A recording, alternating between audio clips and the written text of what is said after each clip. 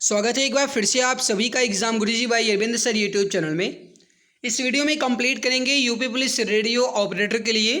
अब कुछ बच्चों के मन में ये डाउट्स है कि रेडियो ऑपरेटर के लिए भाई देखो, रेडियो संवर्ग की परीक्षा के अंतर्गत आपका assistant operator, head operator, workshop hand, ये तीनों परीक्षाएं आती हैं। उन तीनों के लिए क्लास आपकी इंपॉर्टेंट है। साथ में अगर आप यूपी पुलिस कांस्टेबल या यूपीएसआई परीक्षा की तैयारी कर रहे हैं तो ये क्लास आपके लिए बहुत ज़्यादा इंपॉर्टेंट है, एक तरीके से रामबाण के रूप में काम करने वाली है। तो प्लीज़ वीडियो को लास्ट तक जरूर देखिएगा। नंबर ऑफ क्वेश्चंस ज़्यादा हैं, साथ में इंपॉर्टेंट क्वेश्चन है। चलिए शुरू करते हैं आज की इस इंपॉर्टेंट क्लास को। एक बात आपको और बता दें कि इसमें जितने भी क्वेश्चंस है आपके, ये यूपी पुलिस में, यूपीएसआई में, यूपीएसआई में पूछे गए हैं, हम वही कंप्लीट करने वाले हैं। देखिए आपको बता दें, मैंने एक नया टेलीग्राम चैनल भी बना दिया है यूपी पुलिस कांस्टेबल, यूपीएसआई और यूपी रेडियो ऑपरेटर एग्जाम्स के लिए। आप टेलीग्राम को जरूर ज्वाइन कर लीजिएगा। वीडियो के नीचे डिस्क्रिप्शन में लिंक अवेलेबल है, आप यहां पे क्लिक कीजिएगा और आप ज्वाइन कर पाएंगे। शुरू करते हैं आज के इस इंपॉर्टेंट क्लास को। एक बात आपको और बता दें कि ये अपनी क्लास जो है बहुत दिनों बाद हो रही है, और ये आगे की क्लास होती है या नहीं होती है ये आप सब मित्र के ऊपर डिपेंड करता है, क्योंकि आप जानते हैं कि क्लास बंद करने का मेन कारण जो है वो यही है कि आप सब इसमें अपनी रुचि नहीं दिखा रहे थे। क्योंकि मित्र आप भी जानते हैं कि जब बच्चे क्लास देखेंगे नहीं तो हमें क्लास लेने का कोई मतलब नहीं रह जाएगा। इस वजह से अगर आप चाहते हैं कि आपको डेली क्लासेस मिले तो एक क्लास में जो भी क्लास हो उसमें आपका 500 से भी ज़्यादा बच्चे देखें। अगर 500 भी बच्चे देख लेते हैं तो क्लास आपको डेली मिलेंगी और बेहतर मिलेंगी, ठीक है। और अगर इससे कम बच्चे देखते हैं भाई तो क्लास नहीं मिल पाएगी, क्योंकि आप भी जानते हैं हम अपना कीमती समय निकालते हैं, उसके बाद आपको बेहतर क्लासेस देने की कोशिश करते हैं, ठीक है। तो प्लीज़ अगर आप चाहते हैं कि डेली क्लासेस मिलें तो क्लास को अपने मित्रों तक ज़्यादा से ज़्यादा शेयर ज़रूर कीजिएगा। क्लास अपनी थोड़ी सी लंबी हो सकती है क्योंकि इसमें नंबर ऑफ क्वेश्चन ज़्यादा है, वही 78-80 क्वेश्चन होंगे। फर्स्ट क्वेश्चन यूपीएसआई प्रीलिम्स 2011 में पूछा गया सवाल है, मीरा बहन किनकी अनुयायी थी। अब देखो यहाँ पे मैं आपको बता दूं कि जो मीरा बहन आप देख रहे हैं ये यहाँ पे मीराबाई नहीं है, ठीक है। थोड़ा सा समझने की कोशिश कीजिएगा। मीरा बहन आपसे पूछा जा रहा है, मीराबाई नहीं है यहाँ पे। तो बताइए राइट आंसर क्या होगा। ये इंग्लैंड की थी। मीरा बहन जो है ये महात्मा गांधी की अनुयायी थी। राइट हो जाएगा आपका ऑप्शन सी। एक्सप्लेन देख लीजिए यहाँ पे। मीरा बहन जो हैं ये ब्रिटेन के नौसेना अध्यक्ष एडमंड स्लैड की पुत्री थी। इनका वास्तविक नाम जो है मीरा बहन का ये मैडलिन स्लैड था, ठीक है। तो आपसे पूछा जा सकता है। महात्मा गांधी के संपर्क में आने पर चरखा कातने और हिंदी में दक्षता प्राप्त की और ये महात्मा गांधी की अनुयायी बन गई थी। अगला सवाल देखो, ये भी 2011 में पूछा गया है। गांधी जी का दांडी मार्च जो है ये कहाँ से प्रारंभ हुआ था। ये भी इंपॉर्टेंट क्वेश्चन है, इंपॉर्टेंट सवाल है। फटाफट आंसर देने की कोशिश कीजिए। राइट आंसर क्या हो जाएगा। देखिए गांधी जी का जो दांडी मार्च है ये अहमदाबाद से शुरू हुआ था। राइट आंसर हो जाएगा आपका ऑप्शन नंबर बी, अहमदाबाद से। एक्सप्लेन देख लीजिए मेरे प्यारे भाई। महात्मा गांधी जी अपने 78 स्वयंसेवक के साथ 12 मार्च 1930 को अहमदाबाद में स्थित साबरमती आश्रम से दांडी मार्च की शुरुआत की। दांडी यात्रा की जो शुरुआत है ये 12 मार्च 1930 को हुई और इन्होंने 78 स्वयंसेवकों के साथ इसकी शुरुआत की थी। गांधी जी का इस दांडी मार्च की यात्रा का मुख्य उद्देश्य जो था ये था अंग्रेजों द्वारा बनाए गए नमक कानून को तोड़ना।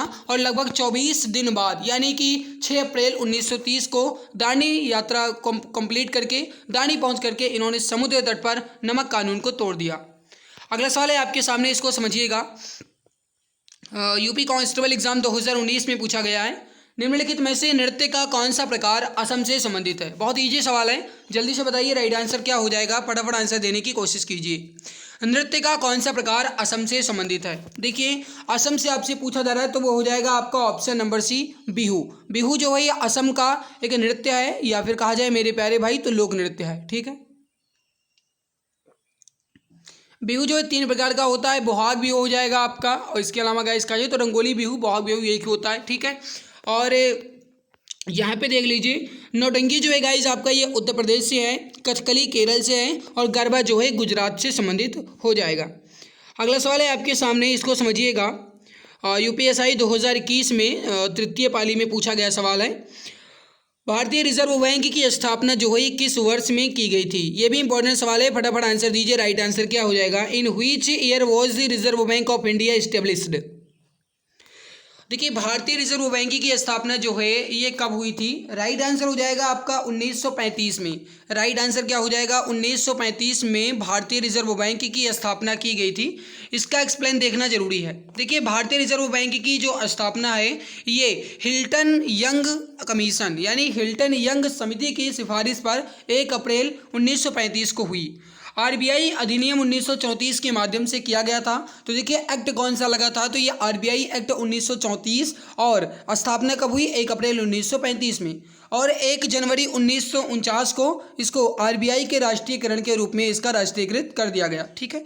आरबीआई 1 रुपये को छोड़ करके बाकी सभी करेंसी नोट जारी करता है, क्योंकि आप जानते हैं कि 1 रुपये के नोट पर आरबीआई के गवर्नर के हस्ताक्षर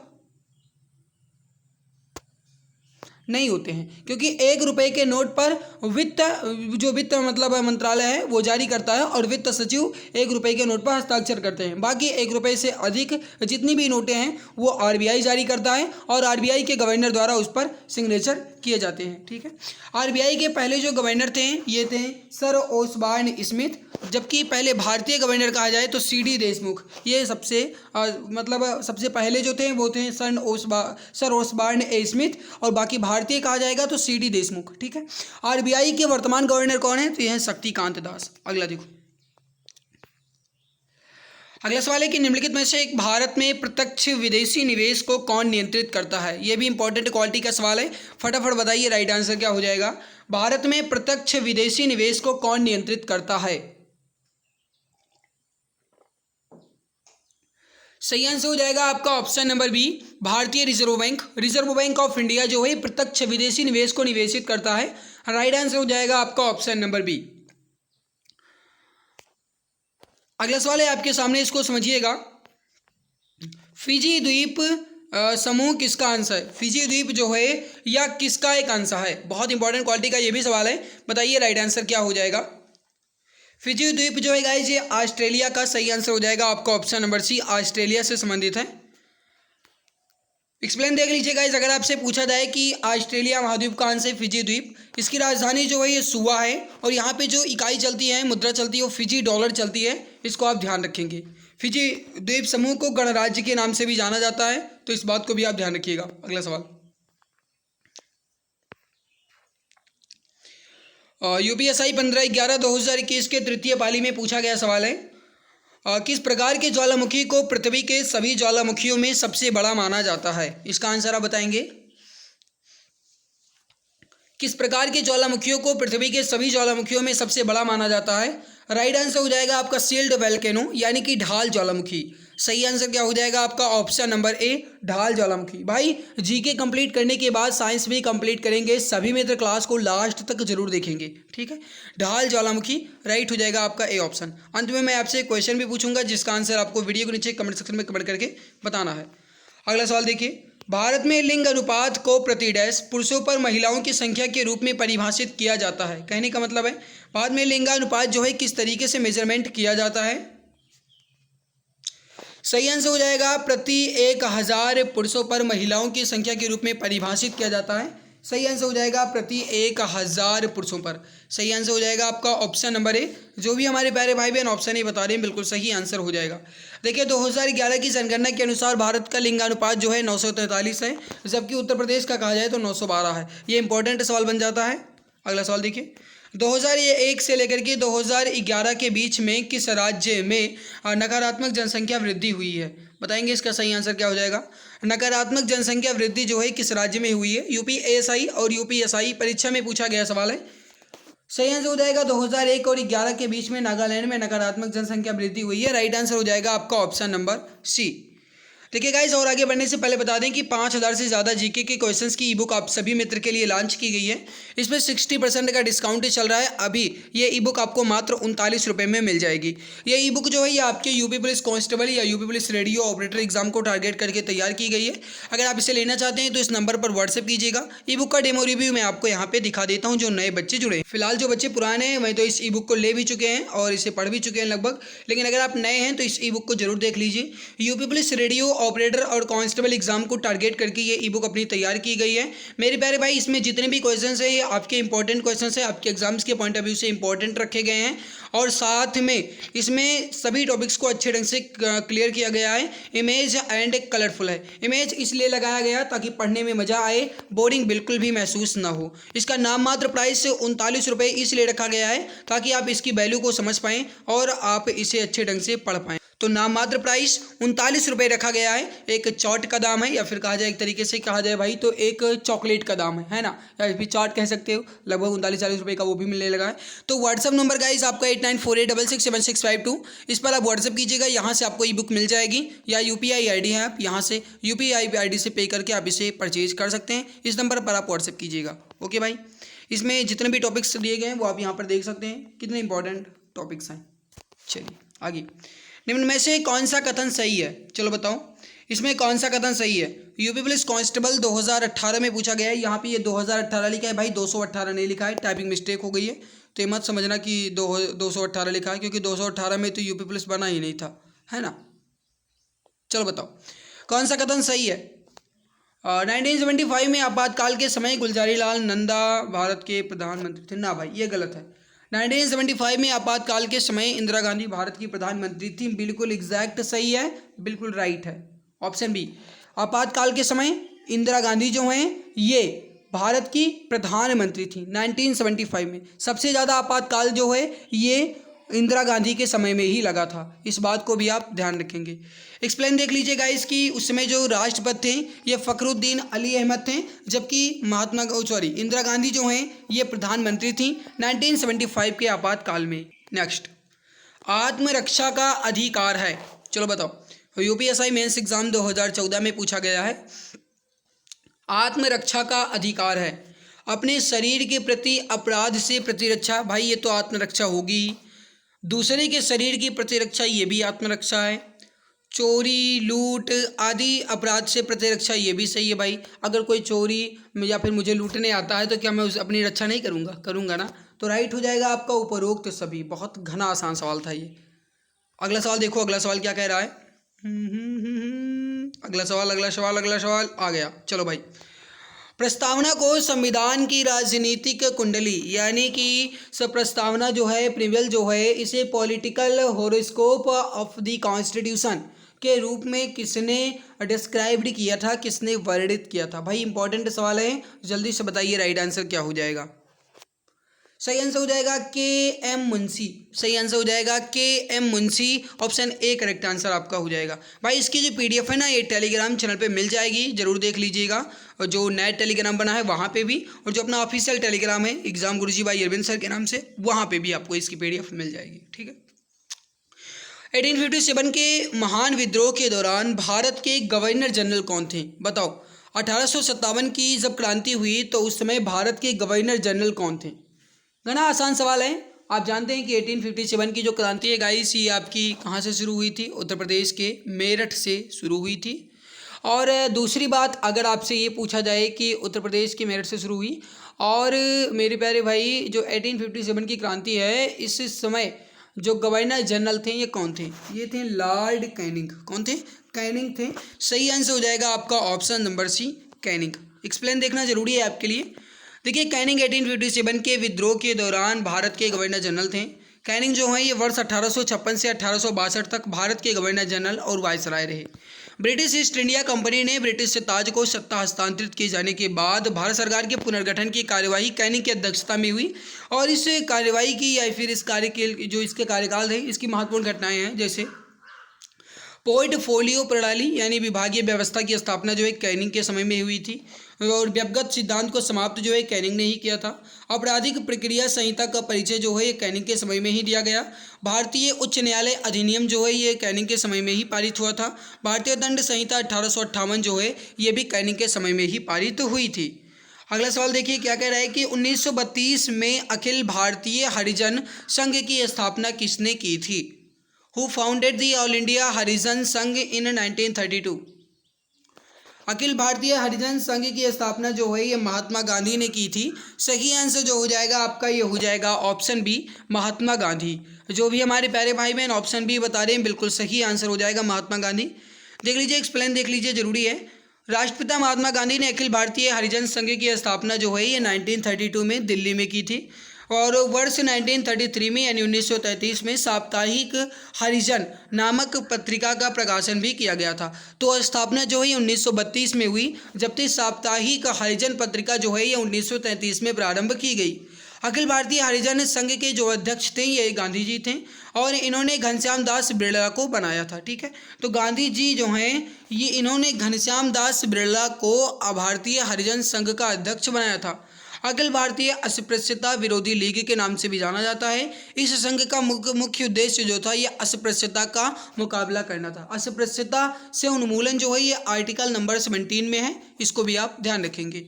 अगला सवाल है कि प्रतिवर्ष तानसेन समारोह कहाँ आयोजित होता है, बताएंगे राइट आंसर क्या होगा। यूपीएसआई 1999 में पूछा गया है।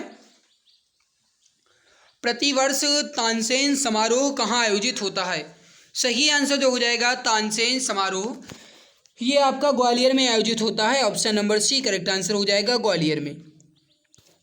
अगला सवाल है कि सितारा देवी जो हैं ये किससे संबंधित हैं। मेरे प्यारे भाई, अगर आपको हमारी मेहनत अच्छी लग रही है तो क्लास को लाइक जरूर कर दीजिएगा। बोलते बोलते गला सूख जाता है, उसके बाद ये पानी रखें ताकि पी लें और आप तक आवाज़ बेहतर जाए। देखा आपने भाई। तो अगर आपको लगता है कि मैं मेहनत आपके लिए करता हूं तो भाई आप हमारी मेहनत को और भी उत्साहित करने के लिए क्लास को एक बेहतर तरीके से लाइक और शेयर ज़रूर कर दीजिएगा, ताकि मुझे मोटिवेशन मिल पाए और मैं आपको बेहतर क्लासेस दे पाऊँ। और भाई अगर आप चैनल पर पहली बार आए हैं तो बिना कहे सब्सक्राइब कर लो। मैं भी जानता हूं कि आप अपनी जिम्मेदारी को समझते हैं, कहने की ज़रूरत नहीं है। जो बच्चे बड़े हो गए हैं अपनी जिम्मेदारी को समझते हैं, चाहते हैं कि इस बार सिलेक्शन हो जाए किसी भी तरीके से, तो वे तो भाई सब्सक्राइब कर ही लेंगे। भाड़ में जाए दुनियादारी, हम करेंगे यूपी पुलिस की तैयारी। बताओ सितारा देवी किससे संबंधित है, राइट हो जाएगा कथक से। करेक्ट आंसर हो जाएगा आपका ऑप्शन नंबर ए। कथक जो है भाई ये उत्तर प्रदेश का एक शास्त्रीय नृत्य है, उत्तर भारत का। एक्सप्लेन देख लीजिए। सितारा देवी जो हैं ये 1920 से 2014 तक रहीं। भारत की प्रसिद्ध कथक नृत्यांगना भी हैं। मात्र 16 वर्ष की उम्र में इनका नृत्य देख करके रविन्द्रनाथ टैगोर ने इन्हें नृत्य सामग्री के खिताब से सम्मानित भी किया था। अगले देखो, अल्लाह रखा किस वाद्य से संबंधित हैं। अल्लाह रखा खां जो हैं ये कौन सा वाद्य यंत्र बजाते हैं। यूपीएसआई 1991 में पूछा गया सवाल है, बताइए सही आंसर क्या होगा। देखिए अल्लाह रखा जो है ये कौन सा वाद्य यंत्र बजाते हैं, सही आंसर हो जाएगा आपका, वो हो जाएगा ऑप्शन नंबर सी तबला। सही आंसर क्या हो जाएगा, तबला। धिन धिन धिन ये जो है ये अल्लाह रखा खां द्वारा बजाया जाता है। 29 अप्रैल 1919 को इनका जन्म हुआ और 3 फरवरी सन 2000 तक रहे। सुविख्यात तबला वादक तथा सर्वश्रेष्ठ एकल संगीत वादकों में से एक थे। कुरैशी अल्लाह रखा खां को संगीत के क्षेत्र में महत्वपूर्ण योगदान के लिए 1977 में पद्मश्री से भी सम्मानित किया गया है। तो अल्लाह रखा खां को इनके तबला वादक के लिए 1977 में पद्मश्री भी मिल चुका है, इसको भी आप ध्यान रखेंगे। अगला सवाल देखो। बताओ भारत में हिंदी के बाद सबसे अधिक बोली जाने वाली भाषा कौन सी है। हिंदी के बाद भारत में सबसे ज़्यादा बोली जाने वाली भाषा कौन सी है, राइट हो जाएगा आपका option number C Telugu. Option C correct answer आपका हो जाएगा। हाँ एक बात आप और ध्यान रखिएगा, अगर आपसे ये पूछा जाए कि विश्व भर में हिंदी बोलने का स्थान कौन सा है तो आप क्या बताएंगे, पहले इसका आंसर बताओ फिर आगे बढ़ेंगे। विश्व भर में हिंदी बोलने का स्थान कौन सा है, वो है चौथा, क्योंकि आप जानते हैं नंबर 1 पर चीनी यानी मंदारिन भाषा बोली जाती है, दूसरे पर अंग्रेजी और तीसरे पर स्पेनिश और चौथे पर अपनी हिंदी बोली जाती है। ध्यान रखिएगा भाई। अगला, भारतीय कैलेंडर के अनुसार प्रथम माह कौन सा है। घना आसान सवाल है, जो जानते हैं वो बता सकते हैं। अब जो जानते हैं भाई जनवरी फरवरी वो क्या बता पाएंगे, लेकिन अगर आप जानते हैं भारतीय कैलेंडर के अनुसार सभी माह को तो आप आसानी से बता सकते हैं।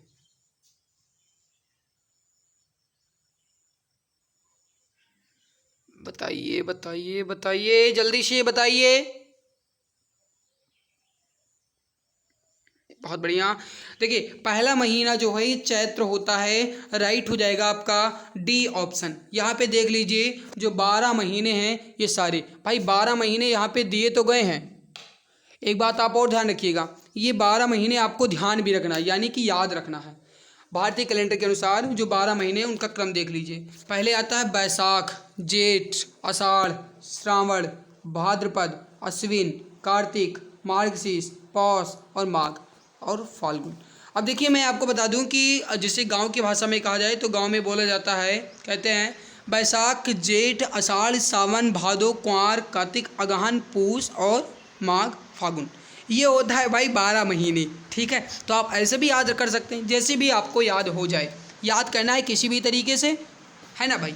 अगला देखो, भारत के किस प्रांत में कोंकणी भाषा बोली जाती है? यूपीएसआई 2001 में पूछा गया है, भारत के किस प्रांत में कोंकणी भाषा बोली जाती है? राइट हो जाएगा महाराष्ट्र और गोवा में। सही आंसर जो हो जाएगा ये हो जाएगा बी ऑप्शन, महाराष्ट्र और गोवा में। ऑप्शन बी करेक्ट आंसर आपका हो जाएगा। अगला सवाल बताने से पहले एक बार फिर से बता दें, जो बच्चे नए हैं वो एक बार देख लें। ये 5000 से ज़्यादा जीके के क्वेश्चंस की ई बुक लॉन्च की गई है। 39 रुपये में आपको ये ई बुक मिल जाएगी। 60% का डिस्काउंट चल रहा है आपको गाइस। अभी अगर आप परचेज़ करते हैं तो 39 रुपये में मिल जाएगी। डेमो रिव्यू में पहले भी दिखा चुका हूँ। आप इस नंबर पर व्हाट्सएप कीजिए 8948667652। आप इस पर व्हाट्सएप कीजिएगा, यहाँ से आपको अपनी ये ई बुक मिल जाएगी। बाकी एक बार मैं सरसरी नज़र से आपको डेमो रिव्यू दिखा देता हूँ। बेहतर तरीके से बेहतर क्वालिटी से ई बुक तैयार की गई है, इमेज एंड कलरफुल है, और मेरे प्यारे भाई सभी टॉपिक को अच्छे ढंग से मेंशन किया गया है। इमेज इसलिए लगाया गया है ताकि आप बोरिंग बिल्कुल भी महसूस ना करें। 39 रुपये में आपको मिल जाएगी। 8948667652 8948667652 पर आप व्हाट्सएप कीजिएगा। केवल और केवल आप व्हाट्सएप कर सकते हैं, कॉल लगाएंगे तो इनकमिंग बंदा बताएगा, ठीक है भाई। चलो आगे बढ़ते हैं। अगला सवाल, ब्रिटिश भारत में प्रथम इंपीरियल फॉरेस्ट स्कूल का शुभारंभ जो है कहाँ हुआ था? बताइए, ब्रिटिश भारत में प्रथम इंपीरियल फॉरेस्ट स्कूल का शुभारंभ कहाँ हुआ था? यूपीएसआई 13 नवंबर 2021 के प्रथम पाली में पूछा गया है। राइट हो जाएगा आपका ए ऑप्शन, देहरादून में। ऑप्शन ए करेक्ट आंसर आपका हो जाएगा।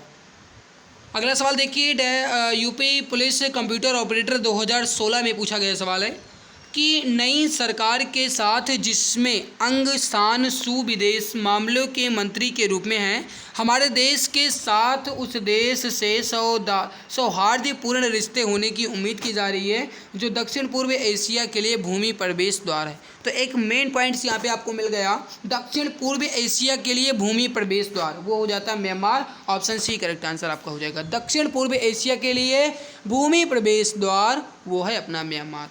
अगला सवाल देखिए, हार्नबिल महोत्सव किस राज्य में मनाया जाता है? ये आपका यूपी पुलिस कांस्टेबल 2019 में पूछा गया है। हार्नबिल महोत्सव किस राज्य में मनाया जाता है? भाई जल्दी जल्दी आंसर देने की कोशिश करो ताकि जल्दी से आंसर अपना कंप्लीट हो जाए। राइट हो जाएगा, नागालैंड में हार्नबिल महोत्सव मनाया जाता है। 1 दिसंबर से 10 दिसंबर के बीच मनाया जाता है, यानी एक 10 दिवसीय त्यौहार है। ये 10 दिनों तक मनाया जाने वाला, ठीक है।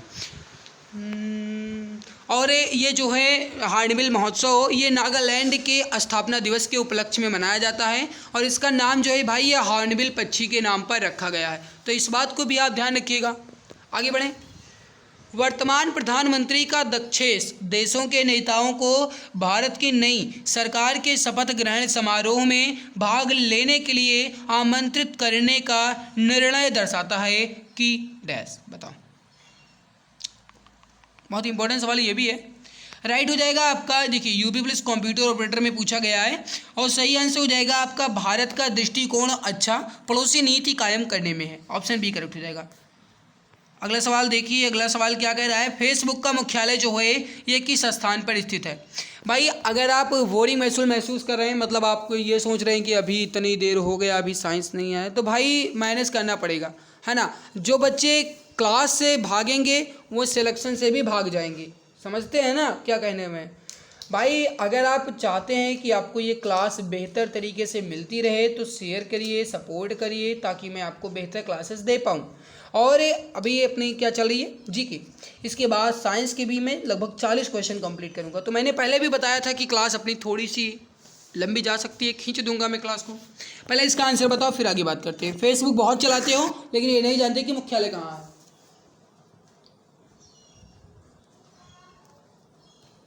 वाह गजब हो गया, बहुत बच्चे जानते हैं। देखिए फेसबुक जो है भाई इसका मुख्यालय हेडक्वार्टर जो है ये कैलिफोर्निया में है। कैलिफोर्निया यानी कि संयुक्त राज्य अमेरिका के कैलिफोर्निया में है फेसबुक या फिर मेटा का मुख्यालय। तो अब आपसे फेसबुक ना दे करके मेटा दे दिया जाएगा। तो मेटा का मुख्यालय जो है, हेडक्वार्टर जो है, ये कहाँ पे है? कैलिफोर्निया, संयुक्त राज्य अमेरिका में। इसकी स्थापना जो है 4 फरवरी सन 2004 को हुई थी मार्क जुकरबर्ग के द्वारा। ओके भाई, अगला सवाल। विदेश व्यापार यानी कि विकास और विनियमन अधिनियम कब लागू हुआ? बताएंगे। डेवलपमेंट एंड रेगुलेशन एक्ट जो है ये कब लागू हुआ? राइट हो जाएगा 1992 यानी 1992 में। ऑप्शन नंबर ए आपका सही आंसर हो जाएगा 1992 में। ऑप्शन ए करेक्ट आंसर आपका हो जाएगा। अगला सवाल देखिए, यूपी पुलिस कांस्टेबल में पूछा गया है कि सबसे पहले किस देश ने महिला को मतदान की अनुमति प्रदान की थी? सबसे पहले किस देश ने महिला को मतदान करने की अनुमति प्रदान की? राइट आंसर हो जाएगा आपका, वो हो जाएगा ऑप्शन नंबर सी, न्यूजीलैंड ने। ऑप्शन सी करेक्ट आंसर हो जाएगा, New Zealand. Option C correct answer आपका हो जाएगा। अगला सवाल है कि किस पड़ोसी देश को land of the thunder dragon कहा जाता है? यूपी पुलिस कांस्टेबल 2018 में पूछा गया है, किस पड़ोसी देश को land of the thunder dragon कहा जाता है? राइट हो जाएगा भूटान को। Option number C correct answer हो जाएगा, सॉरी ऑप्शन डी करेक्ट होगा।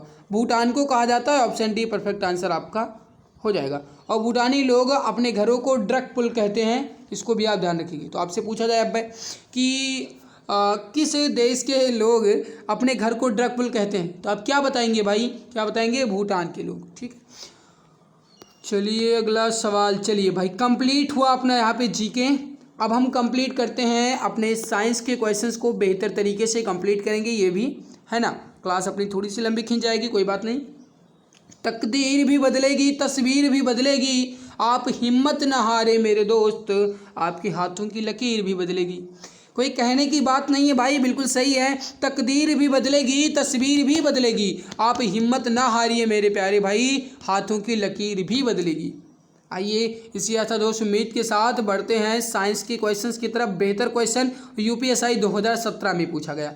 चुंबकीय फ्लक्स घनत्व की इकाई क्या है?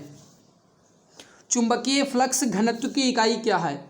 इसका आंसर आपको मैं टिक करके दूंगा, ठीक है, क्योंकि ये आंसर नीचे नहीं लिखा है, तो ये टिक करके मैं आपको पीडीएफ में दूंगा, ठीक है। बाकी जो जीके है भाई उसका आंसर तो लिखा ही है। देखिए, जो चुंबकीय फ्लक्स घनत्व है इसकी इकाई जो है टेस्ला है। ऑप्शन बी करेक्ट आंसर हो जाएगा, टेस्ला। एक प्रकाश वर्ष क्या मापता है? ये भी 2017 में पूछा गया है। एक प्रकाश वर्ष क्या मापता है? इजी सवाल है। सही आंसर हो जाएगा आपका ऑप्शन नंबर बी, दूरी मापता है। जो भी प्यारे भाई बहन ऑप्शन बी दूरी बता रहे हैं, बिल्कुल सही हो जाएगा। अगला सवाल है आपके सामने, यूपीएसआई 2017 में ये भी पूछा गया है। वर्षा को मापने के लिए किस उपकरण का उपयोग किया जाता है जिसमें वर्षा के पानी को इकट्ठा करने के लिए शीर्ष पर एक फनल के साथ मापने वाला सिलेंडर लगा होता है? राइट हो जाएगा, रेन गेज उपकरण का उपयोग करते हैं। ऑप्शन नंबर ए आपका बिल्कुल सही आंसर हो जाएगा, रेन गेज या कहा जाए वर्षा मापी का। Option number A correct answer हो जाएगा। अगला सवाल है यूपीएसआई 2021 में पूछा गया कि निम्नलिखित में से आवेग का मात्रक कौन सा है? आवेग का मात्रक आपको बताना है।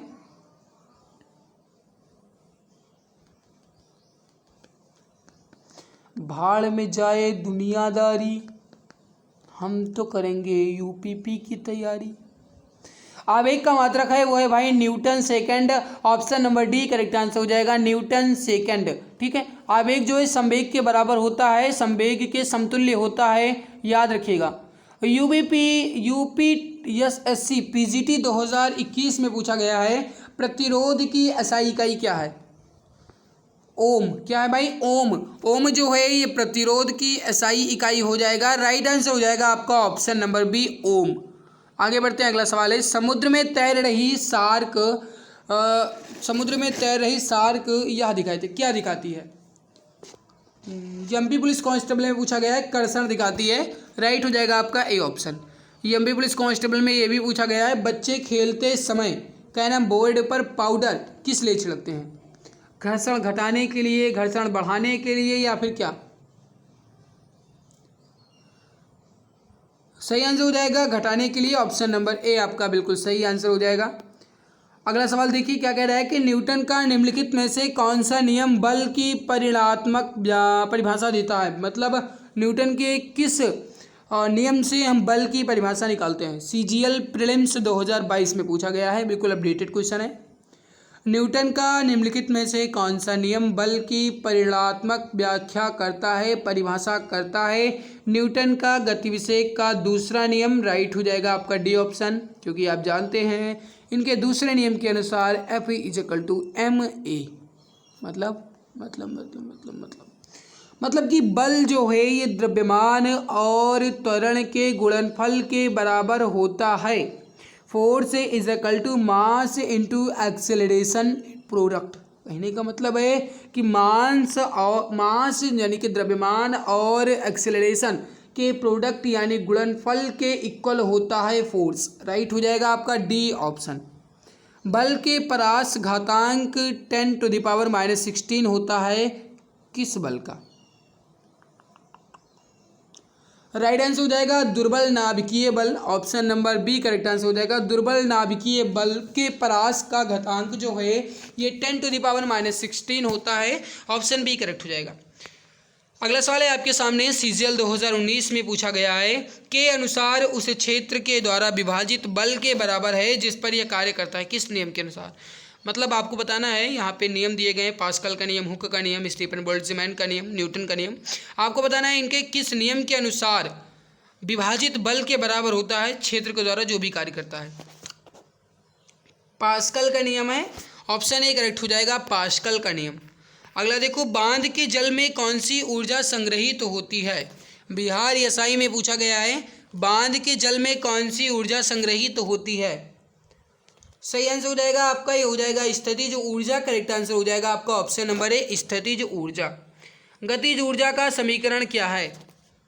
गतिज ऊर्जा का समीकरण क्या है? काइनेटिक एनर्जी बराबर होता है हाफ mv²।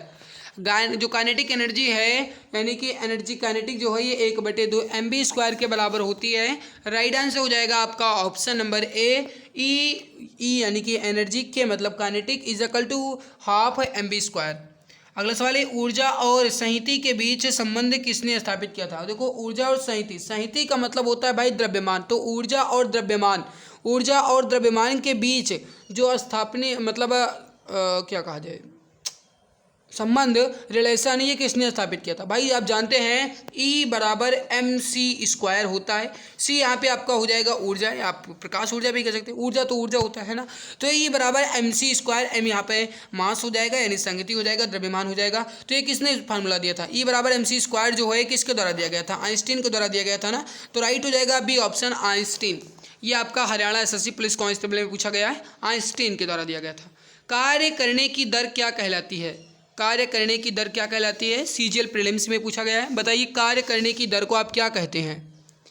सही आंसर हो जाएगा आपका, ये हो जाएगा बी ऑप्शन, शक्ति। Option number B correct answer हो जाएगा। कार्य करने की दर को शक्ति कहा जाता है। ऑप्शन बी करेक्ट आंसर आपका हो जाएगा। अगला सवाल है आपके सामने कि निम्नलिखित में से कौन गुरुत्वीय स्थितिज ऊर्जा का उदाहरण है? एसएससी CHSL टायर 1 2021 में पूछा गया है, कौन गुरुत्वीय स्थितिज ऊर्जा का उदाहरण है? बांध के पीछे स्थित पानी। सही आंसर हो जाएगा आपका ऑप्शन नंबर सी, चलती हुई कार, पैर से गेंद को मारना, बंदूक से निकली गोली। ये तीन जो है मेरे प्यारे भाई आपका काइनेटिक एनर्जी या गतिज ऊर्जा का उदाहरण है। बाकी यहाँ पे जो पोटेंशियल एनर्जी है यह है बांध के पीछे स्थित पानी। Option number C correct answer आपका हो जाएगा। अगला सवाल देखिए, ये आपका इंपॉर्टेंट सवाल बन जाता है। एक अंतरिक्ष यात्री चंद्रमा पर खड़ा है, वह गेंद ऊपर की ओर फेंकता है तो गेंद कैसे क्या करेगी? बताओ। एक अंतरिक्ष यात्री चंद्रमा पर खड़ा है और वह गेंद ऊपर की ओर फेंकता है तो ऊपर जाएगी फिर चंद्रमा की सतह पर वापस आ जाएगी। बताओ। बिल्कुल ऊपर जाएगी और चंद्रमा की सतह पर वापस आ जाएगी। ऑप्शन बी करेक्ट हो जाएगा। अगला सवाल है आपके सामने कि कौन सा संयंत्र तरल पदार्थों के विशिष्ट गुरुत्व को मापता है? कौन सा संयंत्र तरल पदार्थों के विशिष्ट गुरुत्व को मापता है? राइट हो जाएगा आपका hydrometer. Option number B correct answer हो जाएगा। आर्द्रता जो हाइड्रोमीटर के द्वारा मापी जाती है। अगला सवाल देखिए, यूपीएससी संयुक्त चिकित्सा सेवा प्रति परीक्षा 2015 में पूछा गया है। एक गतिशील बस में अचानक ब्रेक लगाने से सवारी आगे की ओर झुक जाती है, किस नियम का पालन करता है? एक गतिशील बस में अचानक ब्रेक लगी और सवारी आगे की ओर झुक गई, या फिर कोई एक स्थिर वाहन है और अचानक वो स्टार्ट हुई या चलना शुरू की और उसमें बैठे यात्री पीछे की ओर झुक गए, ये किस नियम का पालन करता है? ये न्यूटन के गतिविषय का तृतीय नियम का पालन करता है। ऑप्शन सी करेक्ट आंसर हो जाएगा, क्योंकि आप जानते हैं कि न्यूटन का गतिविषय तृतीय नियम जो है ये क्रिया प्रतिक्रिया का है। यानी अगर आप, भाई हमसे सवाल पूछा क्या गया, हम बता क्या रहे हैं, क्या बताएं? हमसे पूछा गया है भाई कि गतिशील बस में अचानक ब्रेक लगने से सवारी आगे की ओर झुक जाती है, मतलब जो ब्रेक है वो बिल्कुल एक बल लगा है और गतिशील है। भाई न्यूटन का प्रथम नियम होगा, हमारा दिमाग पता नहीं कहा था भाई, माफ़ करिएगा, न्यूटन का प्रथम नियम होगा, राइट हो जाएगा आपका ए ऑप्शन। क्योंकि आप जानते हैं न्यूटन का प्रथम नियम जो है, जो फर्स्ट लॉ है, ये कहता है कि अगर कोई गतिशील वस्तु है तो वह गतिशील ही रहेगी, या फिर अगर कोई वस्तु स्थिर है तो वह स्थिर ही रहेगी जब तक कि उस पर कोई बाह्य बल ना लगाया जाए। ठीक है, या फिर इसका एक उदाहरण होता है, जैसे कि कोई एक पेड़ है और उसमें अनार लगे हैं, या आप कह सकते हो भाई आम लगे हैं, इमली लगा है, कुछ भी कह सकते हो, और अगर आप उसकी टहनी को हिलाते हो तो आम जो हैं, इमली जो हैं, अनार जो हैं, ये गिर जाते हैं। ये किसका उदाहरण है? तो ये न्यूटन के गतिविषय का प्रथम नियम ही है। बाकी कंबल को जब आप झाड़ते हो तो उसके धूल के कण जो हैं ये अलग हो जाते हैं, ये किसका उदाहरण है? ये भी आपका न्यूटन का गतिविषय का फर्स्ट लॉ है। ठीक है, तो ये आपका राइट हो जाएगा ए ऑप्शन।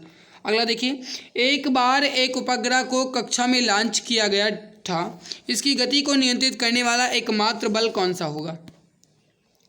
एक बार एक उपग्रह को कक्षा में लॉन्च किया गया और इसकी गति को नियंत्रित करने वाला एकमात्र बल कौन सा हो सकता है? वो हो जाएगा गुरुत्वाकर्षण बल, राइट हो जाएगा ए ऑप्शन, गुरुत्वाकर्षण बल। ऑप्शन नंबर ए आपका सही आंसर हो जाएगा। सीपीओ में पूछा गया है, निम्नलिखित में से क्या पृथ्वी के वातावरण को बनाए रखने में मदद करता है? सीपीओ में यह भी पूछा गया है कि पृथ्वी के वातावरण को बनाए रखने में मदद करता है कौन? राइट हो जाएगा पृथ्वी का गुरुत्वाकर्षण बल। करेक्ट आंसर हो जाएगा आपका, वो हो जाएगा ए ऑप्शन, पृथ्वी का गुरुत्वाकर्षण बल। जो भी हमारे प्यारे भाई बहन ऑप्शन ए बता रहे हैं बिल्कुल सही हो जाएगा। अगला सवाल है कि जी का मान क्या है, जहाँ पे जी का अर्थ गुरुत्वीय त्वरण है। CHSL 2020 में पूछा गया है, घना आसान सवाल। जी का मान क्या है? राइट आंसर हो जाएगा 9.8 मीटर प्रति सेकंड स्क्वायर। करेक्ट आंसर हो जाएगा बी ऑप्शन। इसकी यूनिट को जरूर ध्यान दीजिएगा भाई, मीटर प्रति सेकंड स्क्वायर है, ठीक है। और कभी कभी ये 9.8 मीटर सेकंड के पावर -2 दे दिया जाता है, तो ये भी बात एक ही है, तो राइट हो जाएगा आपका बी ऑप्शन। अगला सवाल देखते हैं, ठोस पदार्थों में ऊष्मांतर यानी ऊष्मा का हस्तांतरण की प्रक्रिया को के रूप में जाना जाता है। किस रूप में जानते हैं? 2021 में यूपीएसआई परीक्षा में है। ठोस पदार्थों में ऊष्मांतरण या ऊष्मा हस्तांतरण की प्रक्रिया को किस रूप में जानते हैं? चालन के रूप में जानते हैं। राइट हो जाएगा आपका डी ऑप्शन। वायुमंडल के ऊर्ध्वतपन की प्रक्रिया को क्या कहा जाता है? ये 2021 में पूछा गया है। वायुमंडल के ऊर्ध्वतपन की प्रक्रिया को क्या कहा जाता है? उसे हम संवहन कहते हैं। Option number B correct answer हो जाएगा, संवहन।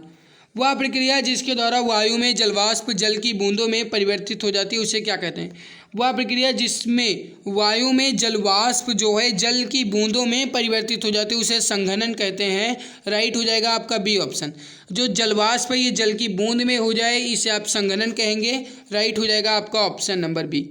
अगला सवाल है कि वाष्पीकरण के फलस्वरूप डैश होता है। वाष्पीकरण के फलस्वरूप क्या होता है? यूपीएसआई 2021 में पूछा गया है। वाष्पीकरण के बाद शीतलन होता है। राइट आंसर हो जाएगा आपका ऑप्शन नंबर बी, शीतलन। अगला सवाल देखते हैं, जिस तापमान पर वायु में जलवाष्प संघनित होना शुरू कर देगा उसे क्या कहा जाएगा? जिस तापमान पर वायु में जलवाष्प संघनित होना शुरू कर देगा उसे आप क्या कहेंगे? उसे आप ओसांक कहेंगे। राइट हो जाएगा आपका ऑप्शन नंबर सी, ओसांक कहा जाएगा। अगला सवाल देखिए, शीतलन प्रक्रिया द्वारा गैस को द्रव में बदलने की प्रक्रिया को कहा जाता है। भाई अगर आप अभी तक क्लास को लाइक नहीं किए हैं, लग रहा है मेहनत आपके लिए कर रहे हैं, तो प्लीज़ एक बार लाइक जरूर कर दीजिए, क्योंकि आपके लाइक शेयर सब्सक्राइब से ही मुझे मोटिवेशन मिलता है। तो प्लीज़ एक बार क्लास को सभी मित्र मिल करके शेयर ज़रूर कर दें और क्लास को लाइक ज़रूर कर दें। शीतलन प्रक्रिया द्वारा गैस को द्रव में बदलने की प्रक्रिया को संघनन कहा जाता है। राइट हो जाएगा आपका ऑप्शन नंबर सी। अगला है कि हवा में विद्यमान जलवाष्प को के रूप में जाना जाता है। किस रूप में जानते हैं? हवा में विद्यमान जलवाष्प को आर्द्रता के रूप में जानते हैं। ऑप्शन नंबर सी करेक्ट हो जाएगा, आर्द्रता के रूप में। अगला देखिए, दो क्रमागत सुरंगों के बीच की क्षैतिज दूरी क्या कहलाती है? सीजल प्री में पूछा गया है। दो क्रमागत सुरंगों के बीच की क्षैतिज दूरी, दो क्रमागत सुरंगों के बीच की क्षैतिज दूरी तरंग दैर्ध्य कहते हैं। ऑप्शन नंबर बी करेक्ट हो जाएगा। वह दर जिस पर कोई तरंग पानी में चलती है और नॉट में मापी जाती है क्या कहलाती है? पानी में चलती है, नॉट में मापी जाती है। तरंग गति को हम नॉटिकल मील में मापते हैं, नॉट में मापते हैं। Option number B correct answer हो जाएगा आपका, ऑप्शन नंबर बी। अगला है, निम्नलिखित में से उच्च आवृत्ति की विद्युत चुंबकीय तरंगें कौन सी हैं? उच्च आवृत्ति की विद्युत चुंबकीय तरंगें कौन सी हैं? सही आंसर हो जाएगा आपका ए ऑप्शन, गामा किरणें जो हैं ये उच्च आवृत्ति की विद्युत चुंबकीय तरंगें हैं। ऑप्शन नंबर ए करेक्ट हो जाएगा, गामा किरणें। जो बच्चे अभी अभी जुड़े हैं उनको एक बार फिर से बता दें, 5000 से ज़्यादा जीके के क्वेश्चंस की ई बुक लॉन्च की गई है। 60% का डिस्काउंट चल रहा है, मात्र 39 रुपये में आपको मिल जाएगी। ई बुक का डेमो रिव्यू को आपको दिखा देते भाई। नाम मात्र प्राइस रखा गया है और ये प्राइस इसलिए रखा गया है ताकि आप इसकी वैल्यू को समझ पाएँ। बेहतर तरीके से अच्छे ढंग से कंप्लीट की गई है। देख सकते हो कितनी बेहतर क्वालिटी की ई बुक है, आप देख लो एक बार भाई, कितनी बेहतर है। पूरे 291 पेज की ई बुक है। नाम मात्र प्राइस 39 रुपये में मिल जाएगी। 8948667652 8948667652 इस पर आप व्हाट्सअप कीजिएगा, यहाँ से आपको ये ई बुक मिल जाएगी। इसमें आपको history, geography, economic, constitution, science, physics, chemistry, biology, static, GK के 5000 क्वेश्चन तो मिलेंगे ही, साथ में एक्स्ट्रा पॉइंट्स भी मिल जाएगा। इमेज एंड कलरफुल है। UP police radio operator exam को टारगेट करके तैयार की गई। जो इच्छुक हैं वो ले सकते हैं। तो विद्युत चुंबकीय तरंगें उच्च हो जाएगा, गामा किरणें। अगला देखो, निम्नलिखित कथनों में से कौन सही है? आपको बताना है कि कौन सी सही है, बताओ। पहला देखो, यदि माध्यम के घटक तरंग प्रसार की दिशा में दोलन करते हैं तो हम तरंग को अनुप्रस्थ तरंग कहेंगे। दोलन दिशा में करते हैं, नहीं, गलत है। किसी विशेष क्षण में एक ही चरण वाली तरंग में दो बिंदुओं के बीच की न्यूनतम दूरी को तरंग दैर्ध्य कहा जाता है। बिल्कुल सही है, ऑप्शन बी बिल्कुल राइट हो जाएगा। अगला देखो, प्रत्यक्ष धारा की आवृत्ति क्या होती है? यूपीएसआई 2017 में पूछा गया है। प्रत्यक्ष धारा की आवृत्ति क्या होती है? ये होती है बिल्कुल शून्य। ऑप्शन नंबर बी करेक्ट हो जाएगा, शून्य हर्ट्ज। वह उपकरण जिसे परिपथ में हमेशा श्रेणी क्रम में जोड़ा जाता है और इसके माध्यम से परिपथ के विद्युत प्रवाह को मापा जाता है, उसे क्या कहते हैं? यूपी पुलिस सब इंस्पेक्टर 2021 में पूछा गया है। यूपी पीएसआई लिखा मतलब यही है भाई, ठीक है। UP police sub inspector. वह उपकरण जिसे परिपथ में हमेशा श्रेणी क्रम में जोड़ा जाता है, इसके माध्यम से परिपथ के विद्युत प्रवाह को मापा जाता है, उसे एमीटर कहते हैं। राइट हो जाएगा आपका ऑप्शन नंबर बी, एमीटर। अगला है कि ठोस चालक में प्रवाह जो धारा प्रवाहक होते हैं वो कौन होते हैं? यूपी SSC पेट 2021 में पूछा गया है। ठोस चालक में धारावाहक होते हैं। और धारावाहक कौन से होते हैं? इसमें मुक्त इलेक्ट्रॉन होगा। Option number C correct answer हो जाएगा, मुक्त इलेक्ट्रॉन। बिजली का प्रवाह सर्किट में कब होता है? ये भी यूपी SSC पेट में पूछा गया है। बिजली का प्रवाह सर्किट में कब होता है? स्विच बंद होने पर। राइट हो जाएगा आपका ऑप्शन नंबर बी, स्विच बंद होने पर। किसी अधातु में विद्युत प्रवाहित होती है। डीपी कांस्टेबल यानी दिल्ली पुलिस कांस्टेबल में पूछा गया है, किस अधातु में विद्युत प्रवाहित होती है? क्योंकि विद्युत का सुचालक है इसमें ग्रेफाइट, तो ग्रेफाइट में ही विद्युत प्रवाहित होगी। राइट हो जाएगा आपका ऑप्शन नंबर बी। भाई ग्रेफाइट में विद्युत प्रवाहित हो जाएगी, कभी भी लाइट के बोर्ड में पेंसिल ना लगाना, ठीक है। राइट हो जाएगा बी ऑप्शन, ग्रेफाइट। अगला, विद्युत वाहक बल को मापने के लिए निम्नलिखित में से किस उपकरण का उपयोग किया जाता है? ये भी आपका दिल्ली पुलिस कांस्टेबल में पूछा गया है। विद्युत वाहक बल को मापने के लिए किस उपकरण का उपयोग करते हैं? सही आंसर हो जाएगा, वो हो जाएगा बी ऑप्शन, पोटेंशियोमीटर का। Option number B correct answer हो जाएगा।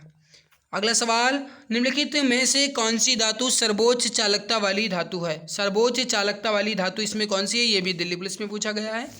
राइट आंसर हो जाएगा आपका सी ऑप्शन चांदी। चांदी जो है सर्वोच्च चालकता वाली धातु हो जाएगी। सो गाइज यहाँ पे अपने जीके और साइंस के बेहतर क्वेश्चंस कंप्लीट हो चुके हैं। आई होप ये हमारी मेहनत आपको अच्छी लगी होगी। और भाई अगर अच्छी लगी है तो बिना कहे एक बार क्लास को लाइक कर दो, और जो चैनल पे पहली बार आए मैं सब्सक्राइब कर लेंगे, ताकि आने वाली हर एक नई क्लास की नोटिफिकेशन समय से मिला करे। ये जो है गाइज PDF ये telegram channel exam Guruji by Arvind sir, और यूपी पुलिस के लिए जो नया टेलीग्राम बना है वहाँ पे आपको ये ई बुक जो है मतलब PDF है ये मिल जाएगी। ठीक है, ई बुक के लिए तो आपको 39 रुपये देना पड़ेगा। बेहतर क्वालिटी से और बहुत मेहनत लगी इसमें। ठीक है, बहुत ही बेहतरीन तरीके से तैयार की गई है। एक बार लोगे तो आप देखोगे, ज़बरदस्ती नहीं है भाई, इच्छा है तो ही लीजिएगा। और हाँ, आप जरूर बताइएगा भाई क्लास कैसी लगी। और एक क्वेश्चंस मैं आपसे पूछता हूँ जिसका आंसर आपको कमेंट सेक्शन में कमेंट करके बताना है। चलो यही से पूछ लेते हैं। आपको बताना है कि जो पंडित बिरजू महाराज हैं, पंडित बिरजू महाराज थे, ये किस शास्त्रीय नृत्य से संबंधित थे? पंडित बिरजू महाराज किस शास्त्रीय नृत्य से संबंधित थे? आंसर ऑफलाइन कमेंट में आना चाहिए। ओके, तो आज की इस बेहतरीन लाजवाब क्लास में इतना ही। मिलते हैं इसके बाद एक और नई खास वीडियो में। तब तक के लिए खुश रहिए, मुस्कुराते रहिए। जय हिंद, जय भारत, वंदे मातरम।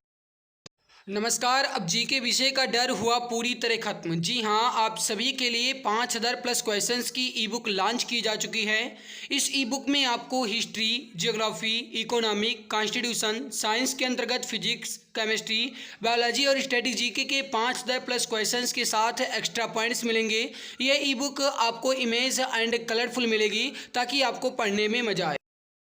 इस ई बुक को आप मात्र 39 रुपये में परचेज कर सकते हैं, जिस पे 60% का डिस्काउंट चल रहा है। अगर आप अभी परचेज करेंगे तो आप मात्र 39 रुपये में खरीद सकते हैं। इसको खरीदने के लिए UPI ID पूजा BCI T05@OKSBI पर आपको मात्र 39 रुपये पे करना है, या फिर अन्य डिटेल्स आप व्हाट्सएप नंबर 8948667652 पे आप प्राप्त कर सकते हैं। यहाँ से भी आप परचेज कर सकते हैं। यह ई बुक आपको सभी एग्जाम्स में बहुत ज़्यादा हेल्प करेगी और आपको सिलेक्शन दिलाने में बहुत ज़्यादा मदद करेगी। बहुत बहुत धन्यवाद।